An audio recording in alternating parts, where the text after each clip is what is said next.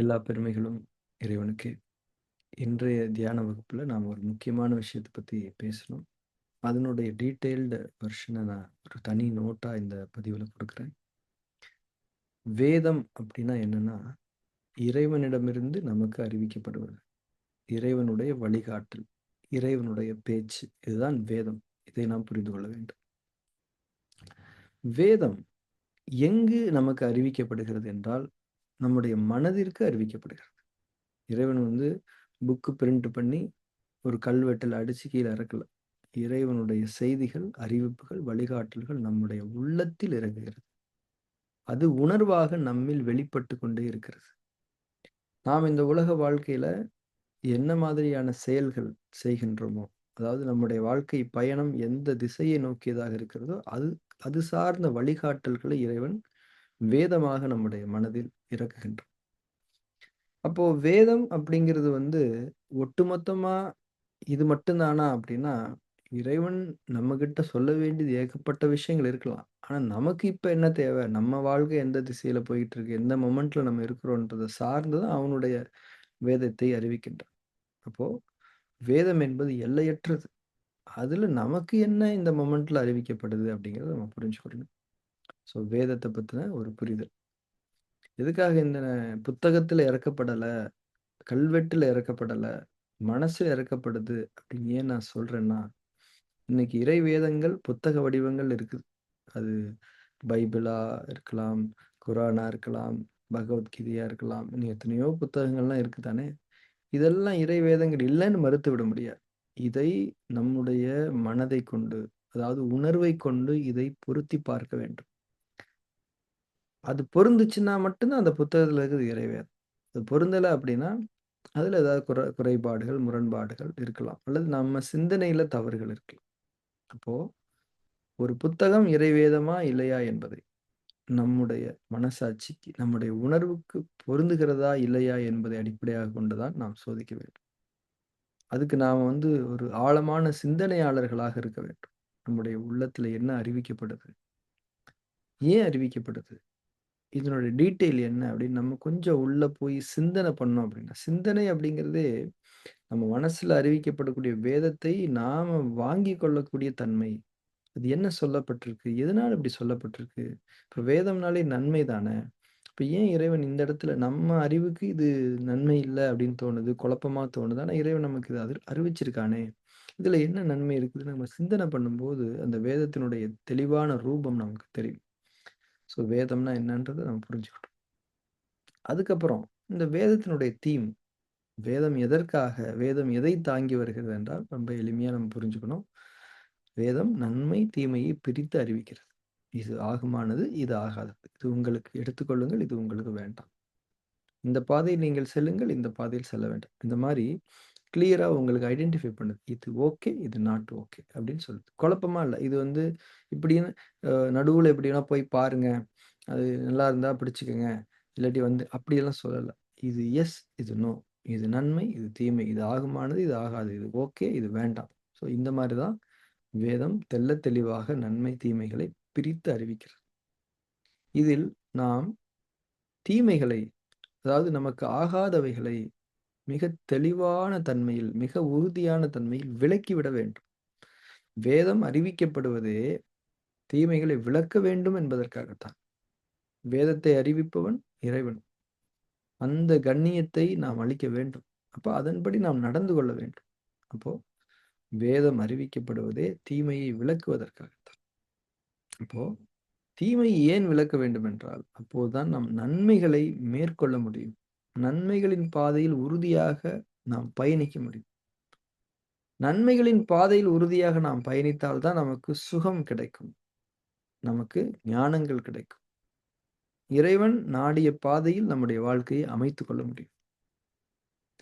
இங்க என்ன நம்ம புரிஞ்சுக்கணும்னா, தீமைகள, நன்மைகள ப்ராப்பரா ஐடென்டிஃபை பண்ணிக்கணும்.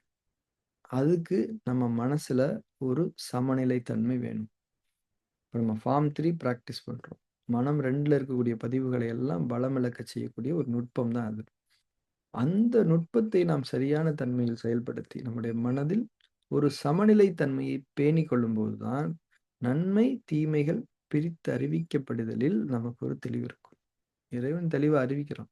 இருந்தாலும் நம்ம மனசுல இருக்கக்கூடிய அந்த கெட்ட பதிவுகள், அந்த தெளிவான அறிவிப்பிலும் ஒரு குழப்பத்தை ஏற்படுத்தி விடுகின்றது. அதனால மெடிடேஷன் பண்ணும்போது, மனம் சமநிலை தன்மையை அடையும்போது, நன்மை தீமைகளை இறைவன் பிரித்தறிவிப்பதை நாம் கிளியரா விளங்கிக்க முடியும். ஓகே, இது தீமை, இது நன்மை, இது ஆகுமானது, இது ஆகாதுன்னு நம்ம தெரிஞ்சுக்கணும்.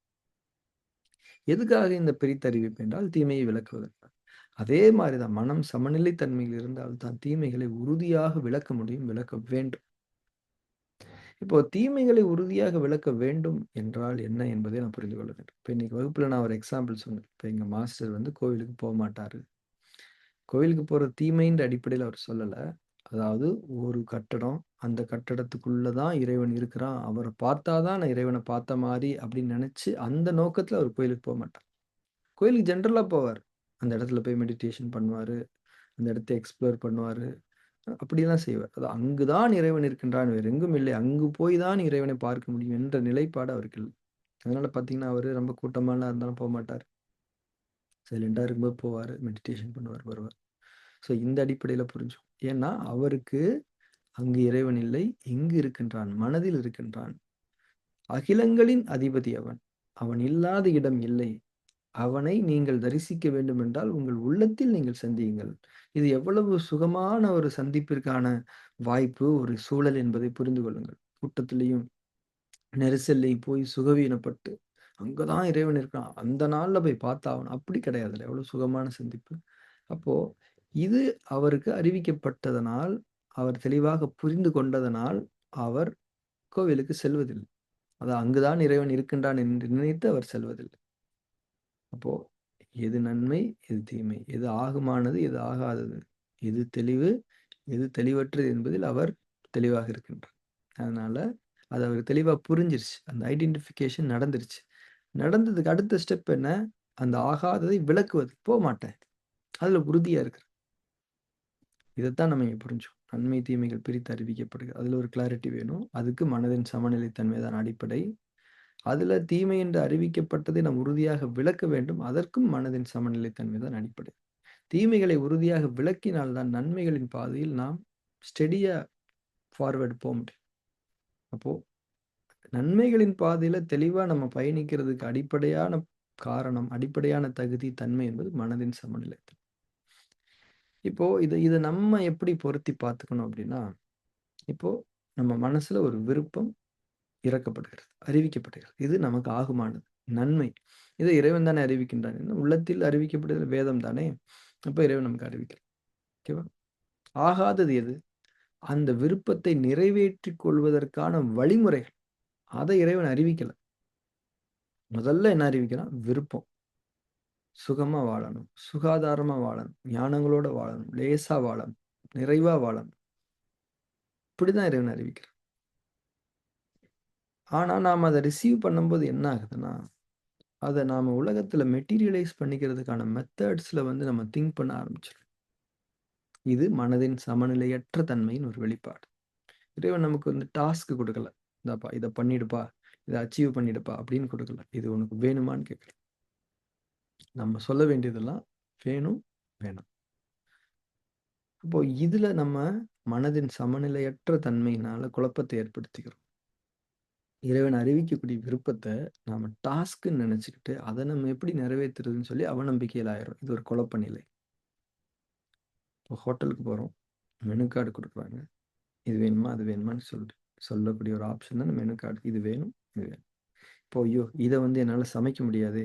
இதுக்கு தேவையான இன்கிரீடியன்ட்ஸ் இல்லையே. எங்க போய் வாங்குவேன்? எவ்வளோ உப்பு, காரம், புளி சேர்க்கிறதுன்னு தெரியலையே. இந்த மாரி யோசிச்சுட்டு நம்ம இது வேண்டாங்க அப்படின்னு சொல்லிருவோமா? சொல்ல மாட்டோம். இது வேணும். அந்த மாரி தான். இப்ப இதுதான் ஒரு தெளிவு நிலை. இதுதான் வேதத்த ரிசீவ் பண்ணக்கூடிய ஒரு நிலை. இப்ப ஏன் இத நம்மளால செய்ய முடியலன்னா, நமக்கு நெறைய டேட்டாஸ் வந்து மனம் 2ல இருக்குது. அதனால நாம வேதத்த ப்ராப்பரா ரிசீவ் பண்றது இல்ல. இப்ப நீங்களே ஒரு எக்ஸாம்பிள் வச்சுக்கோங்களேன். உங்க மனசுல ஒரு விருப்பம் இருக்குது. நல்ல விருப்பம் இருக்குதுன்னா, அந்த விருப்பத்த நீங்க கவனம் செலுத்தி பாருங்க. அந்த விருப்பத்த செயல்படுத்துறதுல நம்ம எப்படி செய்ய போறோமோ, இப்படி செய்வோமா, அப்படி செய்வோமா, செய்ய முடியல என்ன ஆயிடும்? இந்த மாரி வந்துரும். பயம் வந்துரும், அவசரம் வந்துரும், பதட்டம் வந்துரும், ஒரு அவநம்பிக்கை வந்துரும். இப்ப நம்ம செய்ய வேண்டியதெல்லாம், இது அறிவிக்கப்பட்டது எது? அத மட்டும் தான் ரிசீவ் பண்ணி நமக்கு இறைவன் ஆகுமானதைத்தான் அறிவிக்கின்றான். ஆகாதது எதுனா, வழிமுறைகள் நம்ம எப்படி செய்ய முடியும்? வழிமுறைகளை இறைவன் படைப்பான். நமக்கு அந்த வழிமுறைகள் நம்மை வந்து சந்திக்கும். அத நம்ம நிறைவேற்றணும். நீங்க முன்கூட்டியே என்னென்ன வழிமுறை அப்படின்லாம் யோசிக்க வேண்டாம். அது இன்னும் படைக்கப்படவில்லை. நீங்கள் விருப்பத்தை ஏற்றுக்கொண்ட பிறகு தான் அது படைக்கப்படும். அது உங்களை வந்து சந்திக்கும். அது சந்திக்கும்போது அப்ப என்ன செய்யணுமோ அத நீங்க செஞ்சுக்கணும். முன்கூட்டி எதையும் திட்டமிட வேண்டாம். ஸோ ஸோ நாம நம்ம மனசுல அழகான விருப்பங்கள் இருந்து கொண்டிருக்க, அந்த விருப்பங்களை நன்றியோடு ஏற்றுக்கொண்டு சமாதானம் அடையாமல், அந்த விருப்பங்களை எல்லாம் என்னால நிறைவேத்திக்க முடியாதே! இது கஷ்டமே! ஓகே. இதுக்கு இப்படி போராடணுமே! இந்த மாரி நம்ம நெனச்சுக்கிட்டு இருக்கோம். இது எந்த அடிப்படையில நடக்குது தெரியுமா? இறைவன் அறிவிக்கக்கூடிய அந்த வேதத்தை நன்மை, தீமை பிரித்தறிவிப்பை நாம் சரியாக உள்வாங்கிக் கொள்ளவில்லை. ஐடென்டிஃபிகேஷனே நமக்கு தப்பா இருக்குது. ஏன்னா, நாம மனதின் சமநிலைத்தன்மையில் இல்லை. இந்த ஒரு ஐடென்டிஃபிகேஷன் கிளியரா இருந்தா தான் தீமைகளை விளக்க முடியும். தீமைகளை விளக்குறதுனால வழிமுறைய பத்தியே சிந்திக்காதீங்க. இதுதான் உறுதியா விளக்குறது. உறுதியா வழிமுறைகள பத்தி சிந்திக்கவே வேண்டாம். ஏற்றுக்கொண்டேன் இறைவன். ஏற்றுக்கொண்டேன் இறைவனை. வழிமுறையே எனக்கு தேவையே கிடையாது. எனக்கு எதுக்கு வழிமுறை? அப்ப இதுதான் தீமைகளை உறுதியாக விளக்குவது. நமக்கு ஆகாதவற்றை உறுதியாக விளக்குவது. வழிமுறைகளை பற்றி சிந்திப்பது நமக்கு ஆகுமானது அல்ல. அப்போ ஏன் நம்ம வழிமுறை பத்தி சிந்திக்கிறோம்னா, அகைன் நம்ம மனசு சமநிலை தன்மையில இல்ல. இப்ப நான் முன்னாடியே சொன்னேன். நன்மை, தீமைய இறைவன் பிரித்து அறிவிக்கிறத கிளியரா நம்ம விளங்கிக்கணும். அதுக்கு மனம் சமநிலை தன்மையில இருக்கணும். அது கிளியரா விளங்குனா தான் தீமைகள உறுதியா விளக்க முடியும். உறுதியா விளக்க முடியாம இருக்கிறதுக்கு காரணமும் மனதின் சமநிலையற்ற தன்மை தான். இப்போ மனம் சமநிலை தன்மை அடையும்போது நம்ம உறுதியா தீமைகள விளக்க முடியும். வழிமுறைகள பத்தி நம்ம சிந்திக்க மாட்டோம். விருப்பத்த மட்டும் ஏற்றுக்கொண்ட நிலையில் இருப்போம். ஏற்றுக்கொண்ட நிலையில் எந்த அளவுக்கு நாம் உறுதியாக இருப்போமோ, அந்த அளவுக்கு நமக்கான வழிமுறைகள் படைக்கப்படும். அது நம்மை சந்திக்கும். அந்த வழிமுறைகளை சரியான நிறைவேற்றுவதற்கான ஆற்றலையும் இறைவன் அந்த மொமெண்ட்ல நமக்கு குடுப்பான். இது நடந்தா தான் நாம இறைவன் நமக்கான பாதையை அமைத்திருக்கிறார். அதில் பயணிக்க முடியும். அப்போ மனதின் சமநிலையற்ற தன்மை தான் அனைத்து பிரச்சனைகளுக்கும் காரணமா இருக்கு. ஸ்பிரிச்சுவாலிட்டியில இருக்கக்கூடிய ஒரு குழப்பத்துக்கு காரணமே இந்த ஒரு மனதின் சமநிலையற்ற தன்மை. அதனால தான் நம்ம மெடிடேஷன் பண்றோம். ஃபார்ம் 3 நம்ம செயல்படுத்துறோம். அது ஒரு அழகான நுட்பம். அப்போ மெடிடேஷனுடைய நோக்கமே இறைவனுடைய வேதத்தை முழுமையாக உள்வாங்கிக் கொள்வது. அதன்படி நடப்பது. அதன்படி நடப்பதற்கான தகுதியை நம்முடைய மனதிற்கு தருவது தான் மெடிடேஷனுடைய நோக்கம். அது விபாசனாவுடைய பாதையில இந்த ஃபார்ம் 3 எல்லாம் ரொம்ப முக்கியமான ரோல் ப்ளே பண்ணுதுன்றத நம்ம புரிஞ்சுக்கிறணும். ஸோ இதுதான் இன்னைக்கு நம்ம டீச்சிங் பண்ணதனுடைய சாரம். கிளாஸ் அப்போ தெளிவா புரியாம கூட இருந்திருக்கலாம். அதுக்காக தான் இந்த செகண்ட் வெர்ஷன் நான் ரெஃபரன்ஸ்க்காக குடுக்குறேன். ஸோ புரிஞ்சுக்கோங்க. எல்லா பெருமைகளும் இறைவனுக்கு.